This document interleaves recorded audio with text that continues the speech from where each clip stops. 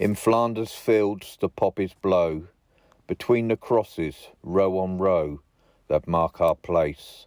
And in the sky, the larks still bravely sing and fly, scarce heard amidst the guns below. We are the dead. Short days ago we lived, felt dawn, saw sunset glow, loved and were loved, and now we lie in Flanders fields.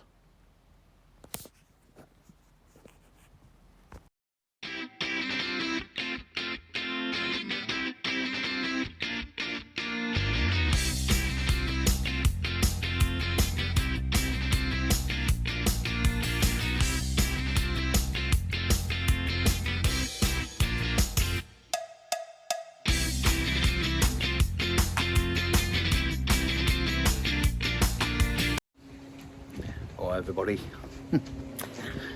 Yeah, just got back from the old Remembrance service. Quickly changed my clothes. But yeah. Oh dear. Sorry about last week. I was gonna do a bit, then work, life and the regular as clockwork big Christmas present shopping trip took place. And with the early nights as they are now, getting darker, just didn't have time to do anything. But yeah, sad sight, isn't it?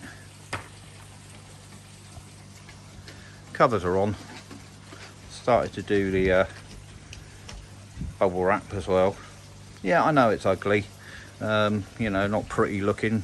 Not like Lee Hadfield's the Coy Soldier. His covers absolutely lovely looking, mate. Well done. Unfortunately I can't do anything like that with a in-ground pond.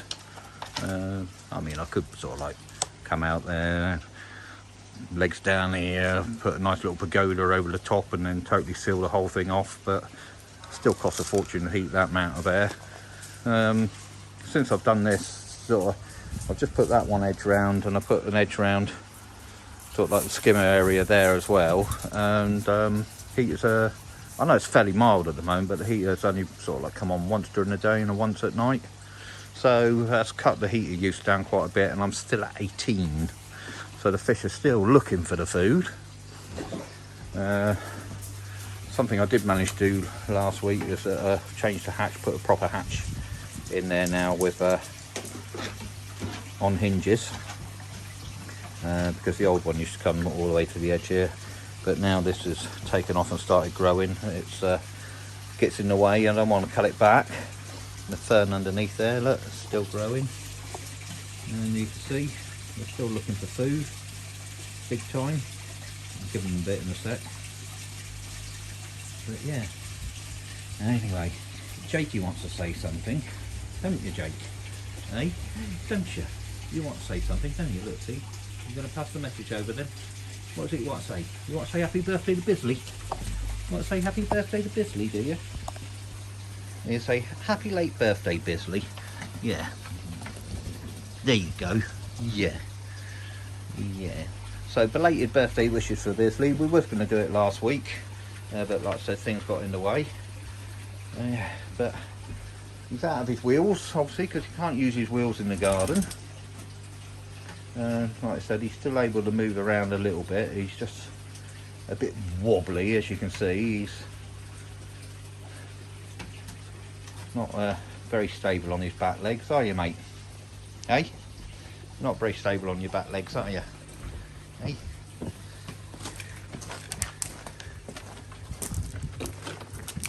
Oops, a daisy, mate. Yeah, not too bad. Go on then. What you doing? Not on there. Heartbreaking, isn't it? Wait, no fish food in there. I can get the fish food now. Shall I feed the fish? You right. No. Who's moved the fish food? Back in a minute. Somebody had taken the fish food back inside when I deliberately got it.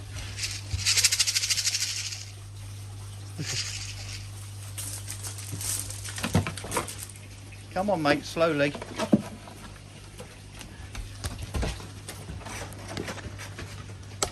So no, mate, at the price of this, at the moment, steady.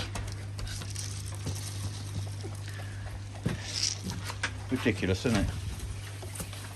Anyway, more food going to the right people. Well, for the where's Raven Spotters? You were in early there, if anybody saw her. So yeah, as you can see, still smashing the food. So I do want to set up the auto feeder. You know, they're not on it as much, but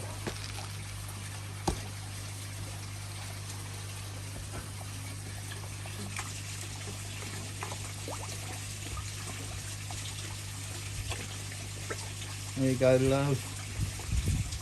There's the cow, your favourite fish.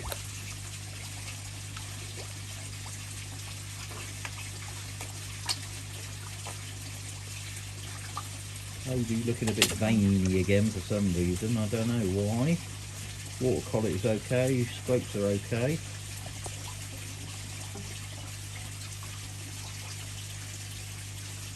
Everybody else seems to be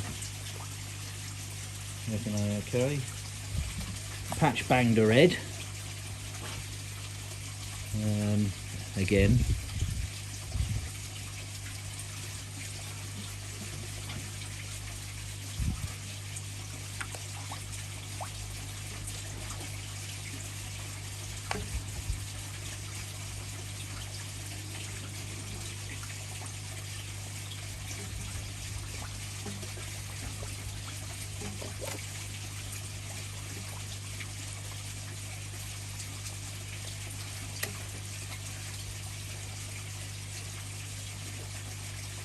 But yeah, so there you go.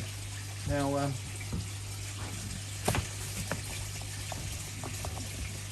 stay there a minute looking at the fish.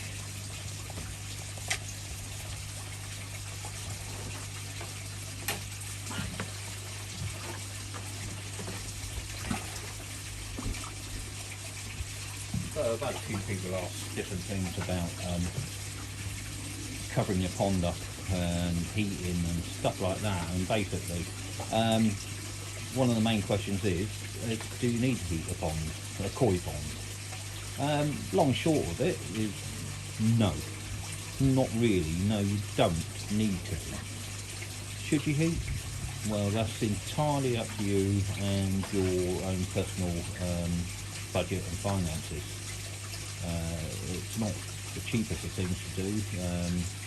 Air source heat pumps, I suppose, at the moment, now with the price hikes in gas, has probably taken the edge a little bit on price over a year, because obviously in the summer when temperatures are warmer, but you're still heating your ponds, they use less energy to heat your water up because the ambient temperature is a lot higher than it is in winter. And obviously with the temperatures of the way they are at the moment, it's not mega expensive. It's when it starts dropping down to sort of like, you know, zeros and 2s and 3s and minuses and stuff like that, that the pop efficiency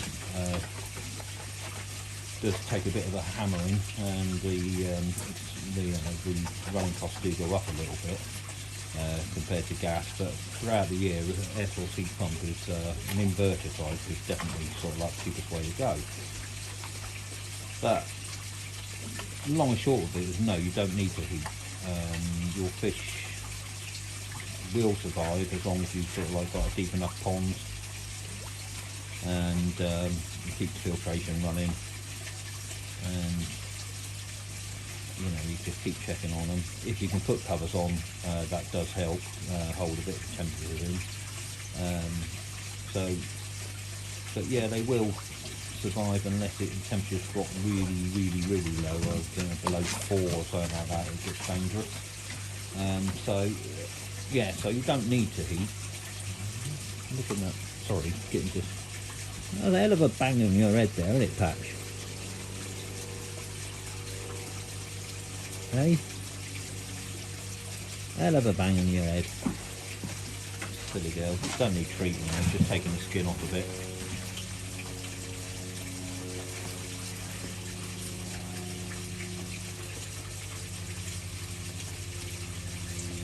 Anyway, so I digress. So the next question I get asked is, if you don't need to heat, why do you heat? The reason I heat is twofold really, is obviously to keep my filter media alive, that's one, and the other is to obviously keep the fish in the best health I possibly can. Now, break. So, yeah, so, you know, why do I?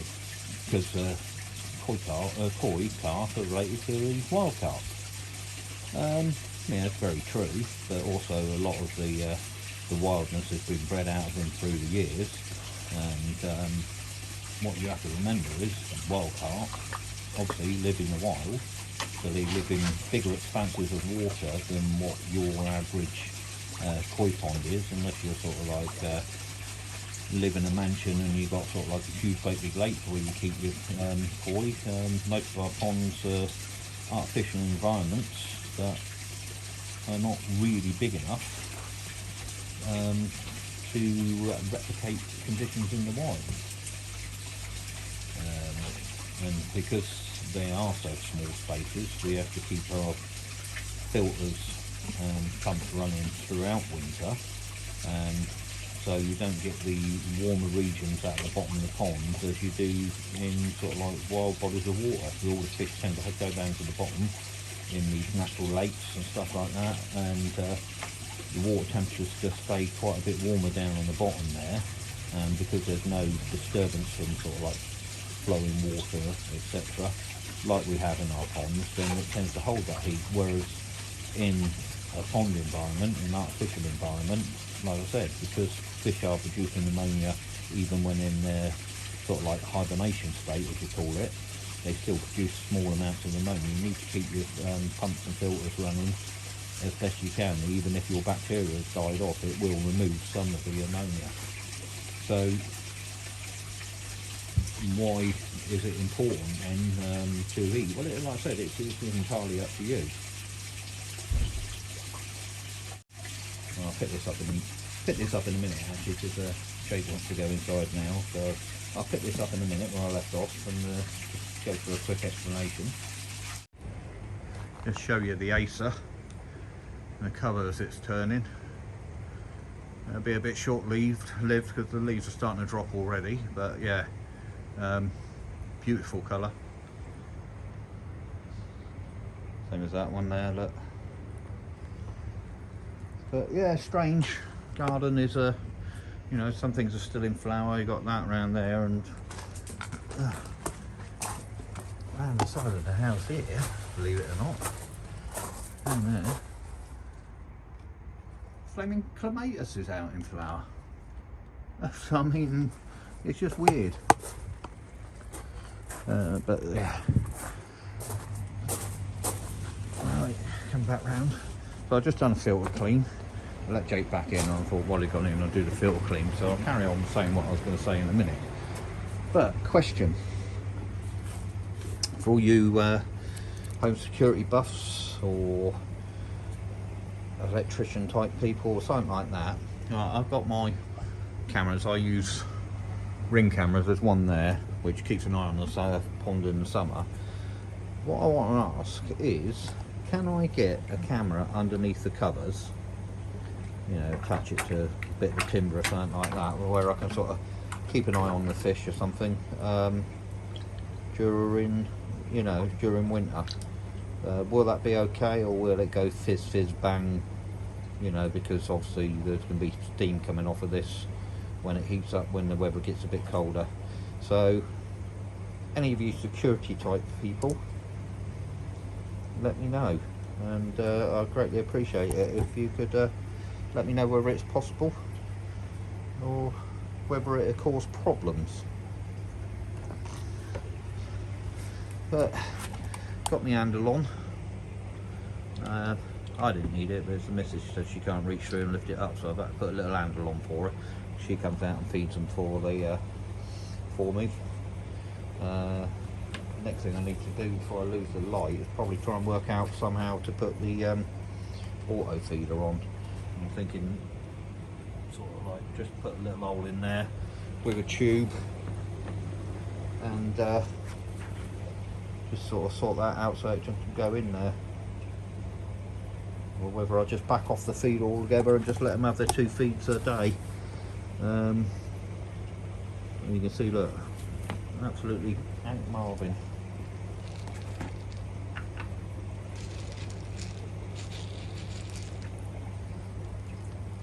I was going to put the underwater camera down, but I think it's too dark, so I'll save that for next week. Yay.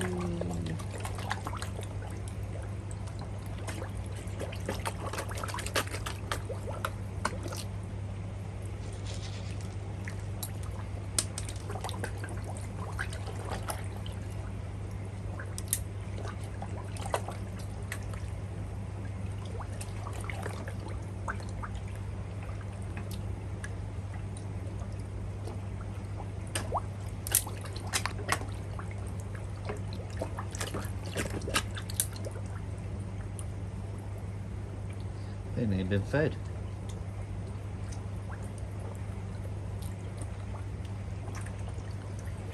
I was looking through the camera, I could see something going across the top of the water there. I wondered what it was, and I didn't realise it's Raven. All I could see was this white thing sort of scooting across the top of the water. I just had to quickly look at the side of the camera. But as you can see, everything's fine. Everything's looking good. I've just done the filters, just topping the water back up. Overflows. Something else. When I took the covers off to clean the filters, I noticed a bit of media floating around on the inner chamber, so the water level had come up. So I went and checked the overflow, and that had got blocked up. So cleared that all off and gave it a blow through with a jet wash, and it's all clear now. So yeah, keep an eye on your overflows. Hopefully it shouldn't happen again, because I've got the covers on. Do need to go down that far side over there, just over there, and just seal that off. I might do that in a minute and leave the feeder till next week. But yeah, it's getting in there and getting do it. I don't really want to do it because a lot of the flowers over there are still coming out. Not many on there, but still a few. Beautiful. I'd love it to be that colour in the summer rather than the green.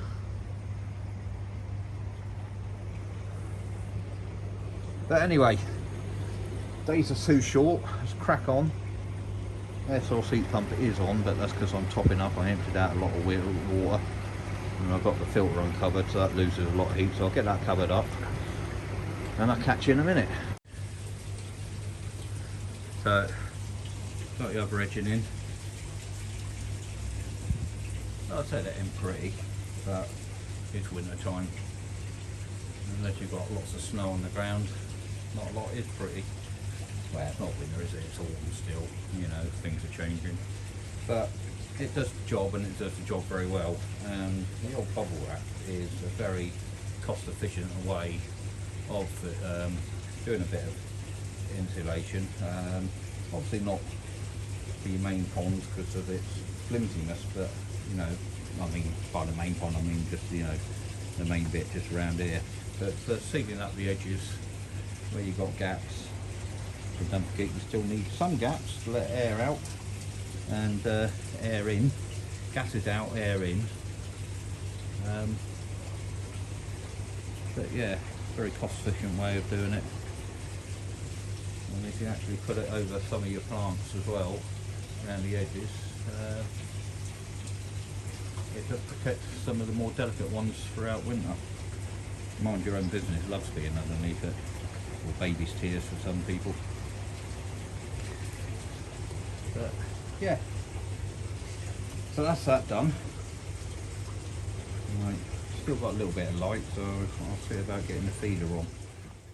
Anyway, as I was saying before, before Jake interrupted and when I wanted to go in, and then I just carried on doing the jobs I needed to do outside. Darkness has fallen now, nearly tea time. Oh, I hate this time of year.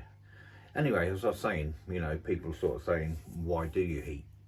And my reason for heating really is, like I said, to keep the bacteria alive. There's a baby crying now. Not mine, neighbours. Anyway, yeah, it's I like to keep my filter bacteria alive. It starts to die off around about sort of like 12 degrees below. I mean, there is some sort of like argument about when this actually happens, but from about sort of like about 12 degrees, 14 down to 12, that's when things start to die off. So if you tend to keep it above 14, you can keep your filter bacteria alive, which coming sort of like into spring, when your fish are more active and you start to feed, get a lot more again. If you're not heated, you know, it's safe things. But because I'm heated, I tend to keep mine around about 16 is the lowest. I do give them a little bit of a winter, sort of like February time. I'll give them a couple of weeks where I drop it down to about 14,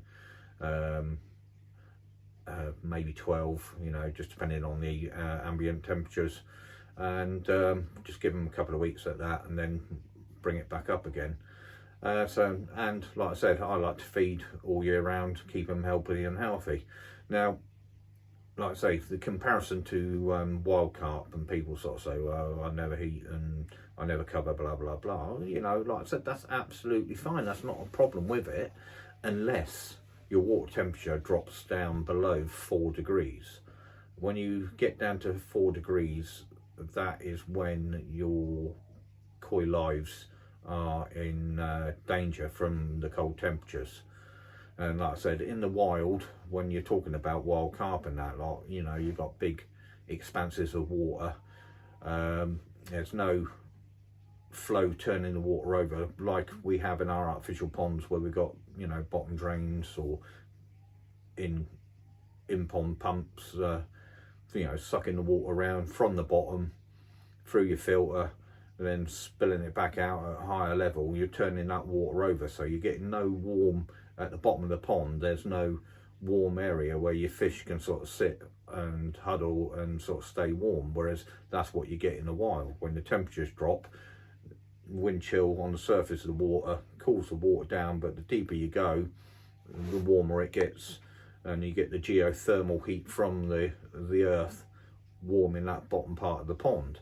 But again, because ours is an artificial environment, that doesn't happen. You need to keep your filters going and your pumps going in winter, because even when your koi aren't eating, not feeding and that lot, they are still producing ammonia as part of the normal bodily functions. They, you know, even when they sort of like breathe and that lot, they're producing ammonia. So you need to sort of like keep the water turning, keep it going, even with your bacteria dying off, you know, it still needs to go through your filter system, and they're still producing a little bit of waste. So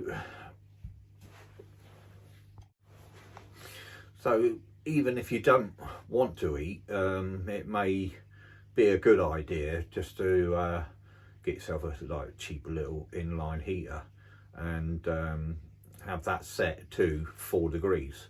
So the chances of it coming on in this country, well, depending where in this country you are very, very slim. But, you know, if temperatures do start to drop below 4 degrees, you can have that heater just kick in and just keep it at 4 degrees. Because like I said, anything that's below 4 degrees can be fatal to your fish. You know, don't have to, you know, just a suggestion. It's, you know, it's an idea. Like I said, you know, it's, apart from the expense of buying one and then fitting it, I mean, like I said, the chances are of in this country, especially in the southern half of this country, of you actually having to, well, see it click on is very slim.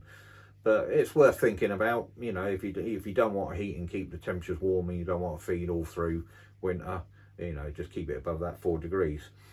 Now, koi, as a general rule, same as all fish, what they call poikilothermic, I think. I'm just going to read my notes, just double check this, so excuse me. yeah, poikilothermic up there. Basically what this means is that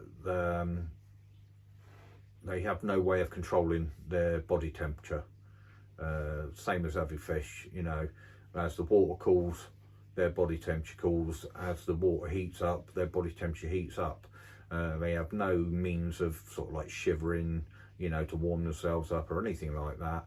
It's just whatever the water temperature is what their body temperature is. What they do have instead is a range of enzymes in their body, which control different functions, you know, control different metabolic rates. So as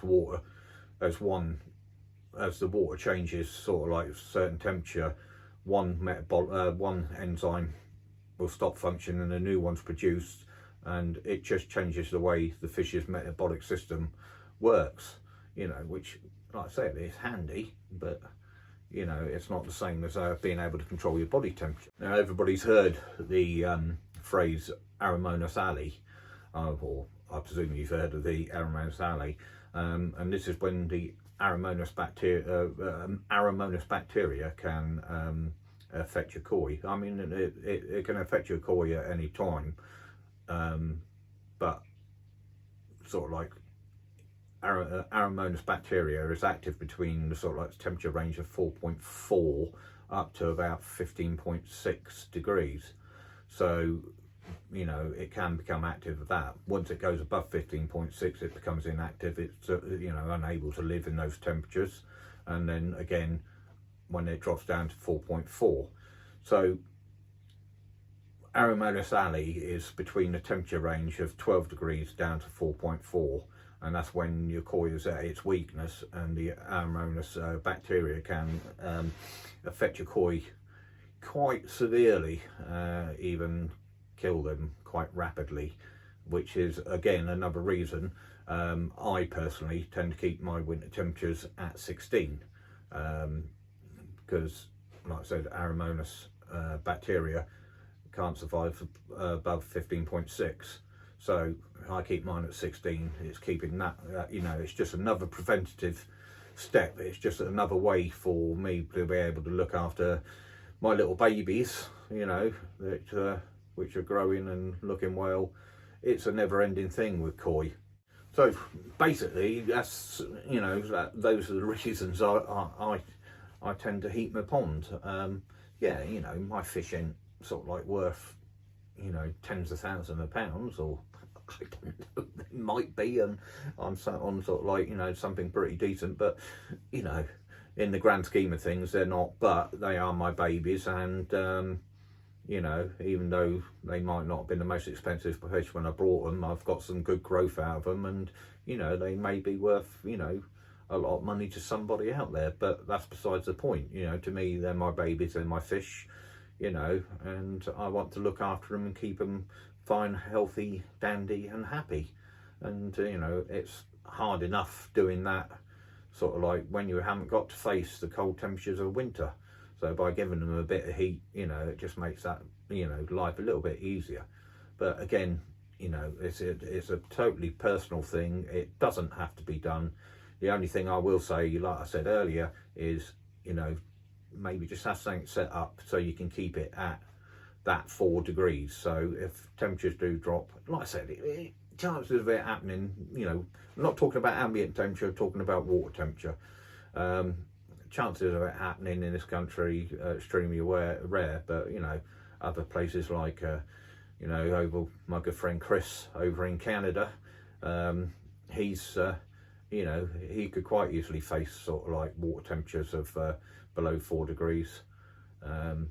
But you know, people in the States, certain areas of the States, it's just one of them things. But like I said, so not a lot happening in the ponds at the moment, and I didn't get a lot filmed this weekend either because of Remembrance Sunday, and going down to the parade. But oh, is that tea ready? No. Hungry. But you know, yeah. So, but I'm going to keep the videos coming as best I can. we'll have a look at the fish. I've got the underwater camera all sorted out and charged up, so we can always have a little look at that. There's going to be a few jobs that I'm going to be trying to do over winter as well.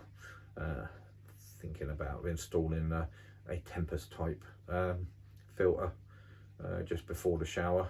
I might have to do a double, but plans, and obviously saving up for the drum, whether I get that sort of like during winter, sometime over winter or not, is another matter.